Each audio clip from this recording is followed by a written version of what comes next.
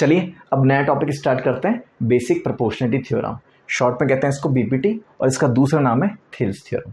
सबसे पहले इसका स्टेटमेंट देखते हैं कि स्टेटमेंट में कहता क्या है। अ line joining to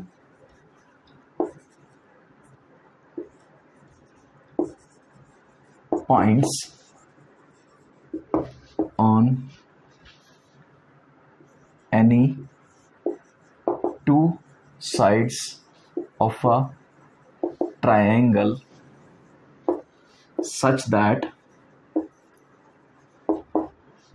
it is parallel to the third side, then line divides the lines in equal ratio। इतना बड़ा स्टेटमेंट, डायग्राम बहुत छोटा बनेगा, चिंता मत करो। क्या कहना चाह रहा है कि कोई एक ट्रायंगल है, ठीक है, उसमें दो एडजेसेंट साइड्स पे, लेट्स से मैंने यहाँ पे एक पॉइंट ले लिया डी और यहाँ पॉइंट ले लिया E. A line joining two points on adjacent sides of a triangle, of any two sides of a triangle such that it is parallel to third side, मतलब this is parallel to this. Then it divides the lines in equal ratio, मतलब AD upon DB is equals to AE upon EC, given that if DE is parallel to BC। Mathematically इतना ही है, if DE is parallel to BC then AD upon DB is equals to AE upon EC। ठीक, चलो अब इसका derivation देखते हैं कि इसको प्रूफ कैसे करेंगे। लेट्स से ये मैंने एक ट्राइंगल बनाया ABC, A पे एक पॉइंट ले लिया D और B पे एक पॉइंट ले लिया E, सॉरी AC पे ले लिया, AB पे ले लिया पॉइंट D और AC पे ले लिया पॉइंट E। इन दोनों को मैंने ज्वाइन किया such that DE is parallel to BC, मतलब हमें गिवन क्या है, गिवन है DE is parallel to BC। Proof क्या करना है हमें, to prove is AD upon DB is equals to AE upon EC। ठीक, अब देखो मैं कंस्ट्रक्ट क्या कर रहा हूं, थोड़ा सा इसमें ध्यान देना। मैं B को E से ज्वाइन कर रहा हूं, ठीक, और E से एक परपेंडिकुलर मैंने डाला AB लाइन पे।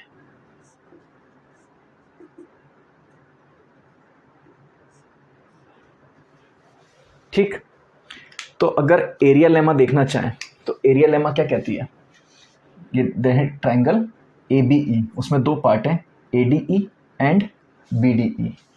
तो उसमें हमारा area of triangle ADE ratio area of triangle BDE, इसका रेशियो क्या आना चाहिए, ADE और BDE, हाइट तो सेम है, तो एरिया का रेशियो क्या आएगा, AD अपॉन BD। ठीक, यही तो आएगा उनके बेस के रेशियो में अगर हाइट इक्वल है तो। ठीक, तो ये हो गई हमारी इक्वेशन 1। अब देखो ऐसे ही मैं दूसरा ट्राइंगल कौन सा कवर कर रहा हूं, अब देखना इधर, मैं D को C से ज्वाइन कर रहा हूं, D को मैंने C से ज्वाइन किया और D पॉइंट से AC लाइन पे एक परपेंडिकुलर मार दिया, लेट से वो ये पॉइंट यहां पर होगा। अब चेक करो ट्राइंगल ADC, इसमें दो ट्राइंगल हैं ADE और CDE। ठीक, तो क्या कह सकता हूं, area of triangle ADE upon area of triangle CDE, ये दो बनेंगे ADE एंड CDE। इनकी हाइट सेम है दोनों की, तो इनका एरिया का रेशियो किस रेशियो में आ जाएगा, बेस के रेशियो में। तो क्या हो गया, AE अपॉन EC, ये होगी मेरी इक्वेशन 2। अब this line DE is parallel to BC, तो मैं दो ट्राइंगल्स देख रहा हूं, एक तो ये ट्राइंगल हो गया BDE और दूसरा ट्राइंगल हो गया CDE। क्या दोनों बिटवीन सेम पैरेलल्स हैं? बिल्कुल है। और क्या दोनों का बेस सेम है? बेस अगर इसको मान लिया मैंने तो सेम बेस पे दो ट्राइंगल बन रहे हैं और दोनों सेम पैरेलल के बीच में, तो इन दोनों का एरिया क्या होगा? इक्वल। तो मतलब मैं ये कह सकता हूं area of triangle BDE is equal to area of triangle CDE। हाँ कि ना? ये चीज समझ में आई? ये दोनों बिटवीन सेम पैरेलल्स हैं और सेम बेस पे बन रहे हैं, तो इन दोनों का एरिया का रेशियो क्या आ जाएगा? इक्वल एरिया लेमा से। ठीक, तो चलो अब आगे बढ़ते हैं। हमारे पास 3 इक्वेशंस आ गई, 1 2 3। अब तीनों इक्वेशन में हम देखना चाहें तो BDE और CDE इन दोनों का एरिया का रेशियो इक्वल है, तो मैं इसको क्या लिख सकता हूँ? इसकी जगह मैं लिख सकता हूँ ना ADE upon CDE which is equal to what? AD upon BD। और इसी को अगर रीराइट कर लूँ यहाँ पे तो वो ADE अपॉन CDE है, राइट? तो ये देखो दोनों का लेफ्ट हैंड साइड इक्वल आ गया। इक्वल्स टू क्या है अपना? AE upon EC। तो this and this are equal, तो means this and these are also equal. So AD upon BD is equals to AE upon EC। और check करो यही हमें प्रूफ करना था, AD upon DB equals to AE upon EC। और BD और DB confuse मत होना, एक ही बात है, क्योंकि वो लाइन है, लाइन सेगमेंट है। लाइन सेगमेंट में अब BD लिखो चाहे DB लिखो, बात तो एक ही है, क्योंकि ये स्केलर क्वांटिटी है, वेक्टर तो है नहीं जो उल्टा लिखने से फर्क पड़ जाएगा। ठीक, तो आई होप ये आपको पूरा समझ में आया होगा। सबसे पहले हमने क्या किया? ट्राइंगल ABE देखा, उसमें E से एक परपेंडिकुलर मार दिया AB पे, फिर वहाँ से रेशियो निकाला area of ADE and BDE। Same चीज़ हमने करी ADC के साथ, वहाँ से D से AC पे परपेंडिकुलर मारा, फिर उसको चेक किया ADE और CDE का एरिया का रेशियो, वो आ गया हमारा AE अपॉन EC। ये अपनी एरिया लेमा का पहला लेमा था। उसके बाद दूसरी लेमा थी, अगर हाइट सेम है तो बेस का रेशियो, ये दूसरी लेमा थी। अब फिर हमने तीसरी लेमा यूज़ करी, area between same parallels on the same base, तो ये वाला आ गया BDE एंड CDE। तो दोनों का एरिया हो गया इक्वल। फिर हमने इनको कंक्लूड करके फाइनल ये रिजल्ट ले लिया। ठीक, तो आई होप ये आपको समझ में आया होगा बीपीटी का स्टेटमेंट क्या है, मैथमेटिकल, एंड उसका statement in terms of language क्या है, और उसका ये प्रूफ कैसे है। ठीक है, चलो आगे चलते हैं। देखो अभी तक तो हमने पढ़ा था बीपीटी, बेसिक प्रोपोर्शनलिटी थ्योरम। अब ये है कन्वर्स ऑफ बीपीटी। तो बीपीटी में हमने क्या देखा था कि एक लाइन जो दो पॉइंट्स को ज्वाइन कर रही है AB और AC पे, और वो पैरेलल है थर्ड साइड के, then it will divides in the sides in equal ratio. तो अब यहाँ पे ठीक उसका उल्टा बोलना है, तो मतलब लेट्स से ये कोई लाइन है DE, such that if AD upon DB is equals to AE upon EC, then DB will be parallel to BC। तो पहले हमें क्या गिवन था? DE parallel to BC given था, और AD upon DB equals to AE upon EC होगा। अब हमें AD upon DB equals to AE upon EC given है, तो DE is parallel to BC होगा। ठीक, तो अगर इसको स्टेटमेंट की टर्म्स में लिखना चाहें, if a line joining points on any two sides of a triangle such that it divides the lines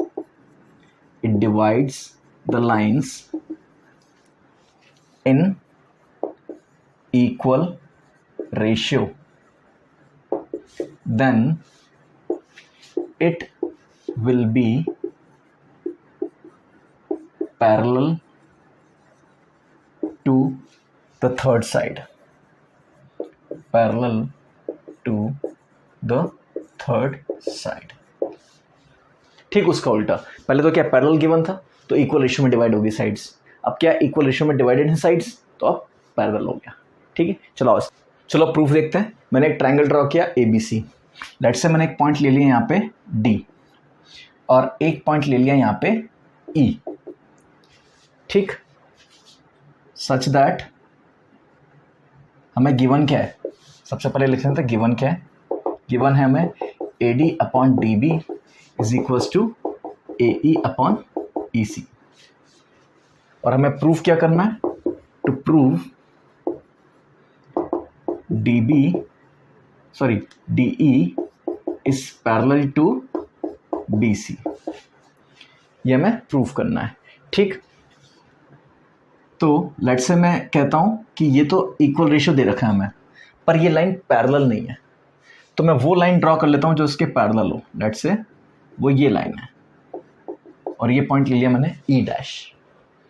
DE मैंने अज्यूम किया है कि ये पैरेलल नहीं है, क्योंकि गिवन नहीं है तो अज्यूम करने में दिक्कत नहीं कि ये पैरेलल नहीं है।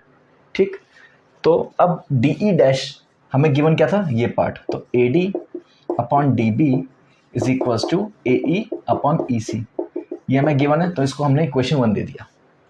अब देखो ABC ट्रायंगल में DE' is parallel to BC है, तो बाय BPT हम क्या कह सकते हैं, BPT तो हम देख ही चुके हैं, तो AD/DB is equals to AE'/E'(C),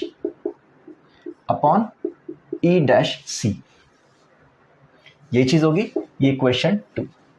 तो अब देखो 1 और 2 में AD/DB मतलब ये दोनों पार्ट्स इक्वल हो जाएंगे, सो AE/EC is equals to AE'/E'(C। ठीक, ये चीज होगी। अब अगर आपने कॉम्पोनेंटो पढ़ा होगा पिछली कक्षा में, तो कॉम्पोनेंटो क्या आता है, AE+EC/EC is equals to AE'+E'(C/E'(C).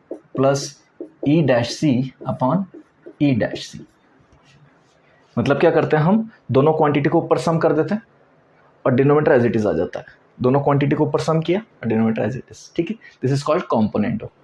अब देखना AE+EC क्या हो गया, AC/EC इक्वल्स टू AE'+E'(C, ये भी कितना हो गया, AC इक्वल्स टू E'(C।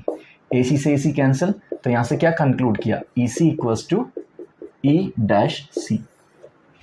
अब E' दोनों सेम लाइन पर ही है, तो अगर EC इक्वल्स टू E'(C है मतलब ये दोनों पॉइंट्स क्या हैं, सेम, तो ये पॉइंट कोई अलग पॉइंट नहीं है, मतलब ये किस पे लाई कर रहा होगा, E' पे। E' पे लाई कर रहा होगा मतलब ये लाइन क्या हो गई, अपने आप पैरेलल। तो by contradiction we can say that DE will be parallel to BC। ठीक, आई होप ये समझ में आया होगा कि BPT अपनी क्या कहती थी कि DE अगर पैरेलल है BC के तो AD/DB इक्वल्स टू AE/EC होगा, और अगर इसका उल्टा देखें, सॉरी AD/DB है तो DE is parallel to BC है तो AD/DB and equals to AE/EC होगा। और ठीक इसका उल्टा, अगर AD/DB है equals to AE/EC then DE is parallel to BC। अब देखो यहां से कुछ इंपॉर्टेंट कंक्लूजन निकालते हैं, इसी को ले लेते हैं कि लेट से ये DE लाइन है और ये पैरेलल है। ठीक, हमने ये चीज तो देखी है कि AD/DB is equals to AE/EC होगा। अगर मैं कॉम्पोनेंटो इसको रिवर्स कर लूँ, रिवर्स कर रहा हूँ तो देखो क्या हो जाएगा, DB/AD is equals to EC/AE, ये चीज आएगी। अगर अब मैं इसमें कॉम्पोनेंटो लगाता हूँ तो क्या आएगा, AD+DB/AD इक्वल्स टू AE+EC/AE। तो आगे क्या आ जाएगा अपना, AD+DB, देखना क्या AD+DB क्या है, AB/AD, और AE+EC ये क्या है, AC इक्वल्स टू AC/AE। तो अगर मैं इसको वापस रिवर्स करूं, सो AD/AB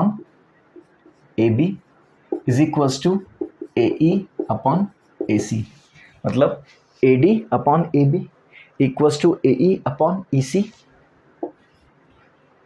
इज इक्वल्स टू हम कह सकते हैं सिमिलरली DE अपॉन BC, ये भी होगा। ठीक, तो ये एक इंपॉर्टेंट रिजल्ट हमारे पास निकल के आया है और हम इसको यूज करने वाले हैं कई जगह।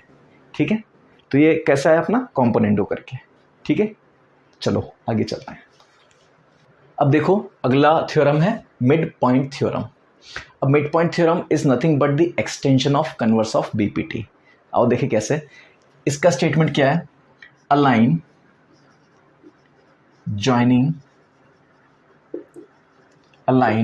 joining the midpoints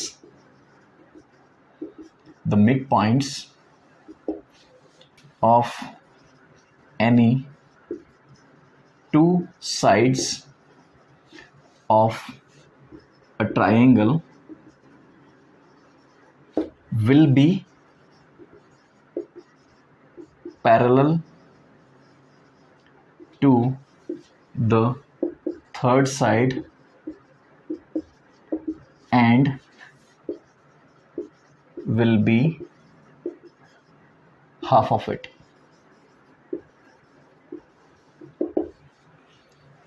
अब देखो इसका जो स्टेटमेंट है उसको हम अगर डायग्राम के थ्रू देखना चाहें, अ line joining mid points, let's say इसका मिड पॉइंट ये है और इसका मिड पॉइंट ये है, ये हो गया ट्राइंगल ABC और ये मिड पॉइंट्स मैंने मान लिए DE।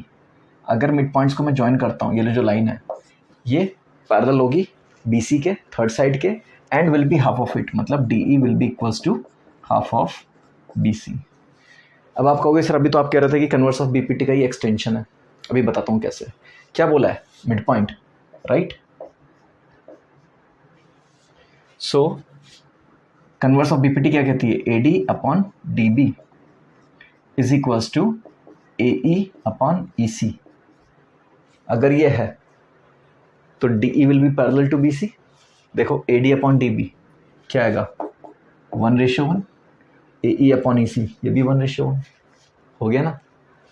और ये DE equals to half of BC ये भी वहीं से आएगा, हमने अभी रिलेशन क्या निकाला था, AD upon AB equals to AE upon AC is equals to DE upon BC। Let's say equals to K ले लेते हैं, इन सब ये सारे किसी के इक्वल हैं, लेट्स से के ले लेते हैं। सो AD क्या हो गया मेरा, let's say AD upon AB मुझे निकालना है के, तो मैंने के को AD अपॉन AB लिख दिया। AD क्या है, हाफ ऑफ AB, ये अगर मिड पॉइंट है तो ये AD है तो ये भी तो AD है, तो मतलब बेसिकली AD क्या हो गया, half of AB upon AB equals to K. AB से AB कैंसिल तो के क्या आ गया मेरा, हाफ। ठीक, अब के की वैल्यू हाफ यहाँ रख देता हूँ और इक्वेट कर देता हूँ। ठीक, so DE upon BC is equals to half, तो DE क्या आ जाएगा यहाँ से, हाफ ऑफ BC। हो गया प्रूफ, आ गया समझ में। तो BPT क्या है कि अगर दो पॉइंट्स को ज्वाइन किया D और E को और वो पैरेलल है थर्ड साइड के, तो AD upon DB equals to AE upon EC। फिर कन्वर्स ऑफ BPT क्या है कि अगर AD upon DB equals to AE upon EC है तो DE will be parallel to BC। फिर इसी का एक्सटेंशन हमने कर दिया कि AD अपॉन DB को हमने क्या किया, अब D को मिड पॉइंट ही बना दिया। D को मिड पॉइंट बनाते ही हमारे कन्वर्स ऑफ BPT का स्पेशल केस आ गया जिसमें DE क्या हो जाएगा, हाफ ऑफ BC, और वो अपने आप पैरेलल हो ही जाएगी जब रेशियो इक्वल है तो। ठीक है, चलिए आइए इस पे बेस कुछ क्वेश्चंस करते हैं। अब देखिए हमें क्वेश्चन में क्या दे रखा है, एक डायग्राम और फाइंड x। अब देखो ABC एक ट्राइंगल है जिसमें DE दो पॉइंट्स हैं such that DE is parallel to BC, तो यहाँ पे BPT लग जाएगी सीधी सीधी। So AD upon DB is equals to AE upon EC। ठीक, AD क्या हो गया अपना 3, DB हो गया 4, AE हो गया x और EC हो गया 7, और हमें निकालना क्या है x। तो यहाँ से x क्या आ जाएगा 21/4 विच इज इक्वल्स टू 5.25। अब सिंस हमें कोई यूनिट दे नहीं रखी है तो एज इट इज लिख के छोड़ देंगे। ठीक, ये तो बहुत इजी क्वेश्चन था, ये तो आ गया होगा समझ में। ठीक है, चलो आगे देखते हैं।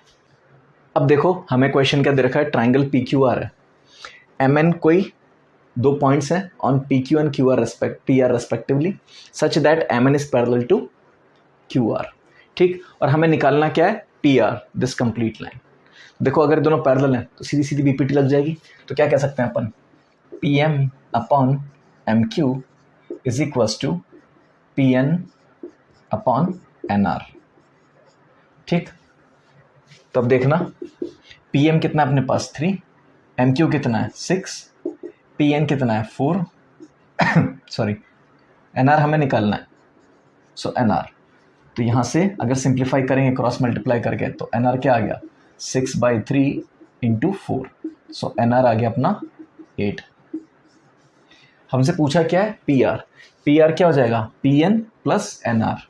तो P R is equals to P N plus N R, that is P N कितना है 4 और एन आर 8, सो 12 यूनिट्स।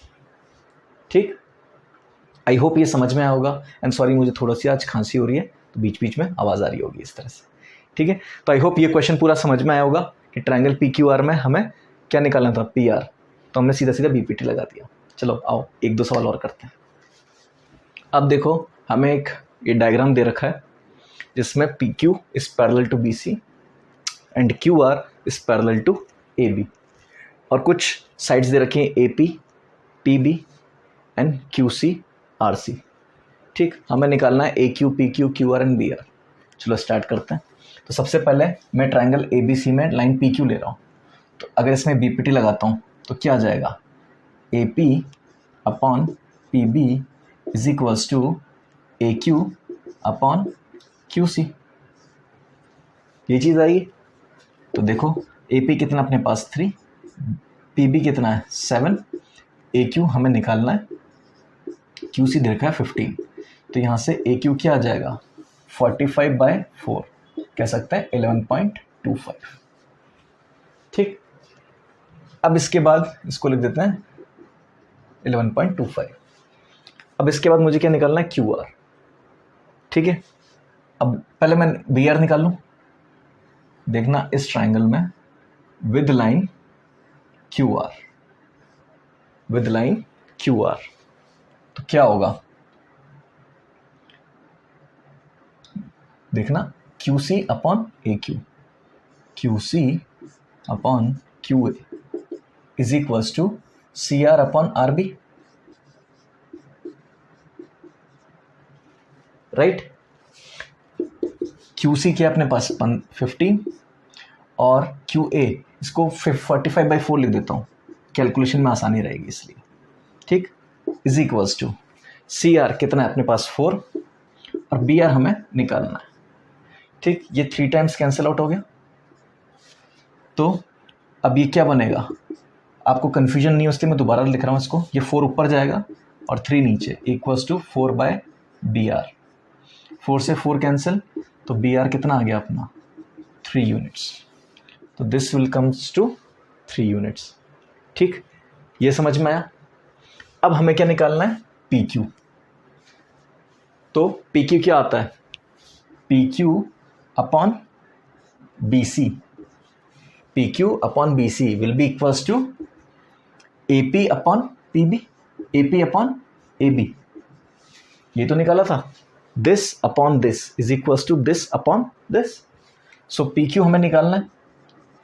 BC हमारे पास कितना गया 4 + 3 7, AP हमारे पास है 3 और AB कितना है 3 + 7 10। तो यहाँ से PQ कितना आ जाएगा 21/10, क्या कह सकते हैं 2.1। ठीक, और अब हमें क्या निकालना है, क्या रह गया, QR रह गया शायद, हाँ QR। तो QR क्या हो जाएगा, यहाँ लिख लेता हूँ QR upon AB is equals to, ये ले लेते हैं CR upon BC, CR upon BC। ये तो आएगा इस वाले ट्रायंगल में। देखें अगर QR को मैं पकड़ रहा हूँ parallel, so this upon this equals to this upon this. So QR तो हमें निकालना है। AB हमारे पास कितना आ गया 3 + 7 10, RC हमारे पास गिवन है 4 और BC कितना है 4 + 3 7। तो इसको सिंप्लीफाई करें तो क्यू आर क्या आ जाएगा 40/7। तो आप इसको ऐसे लिख सकते हो 5 होल 5/7 यूनिट्स। वो एग्जैक्टली टर्मिनेट नहीं होगा, 5.71 समथिंग आएगा, तो अप्रॉक्सीमेट आप 5.72 लिख देते हो उसको।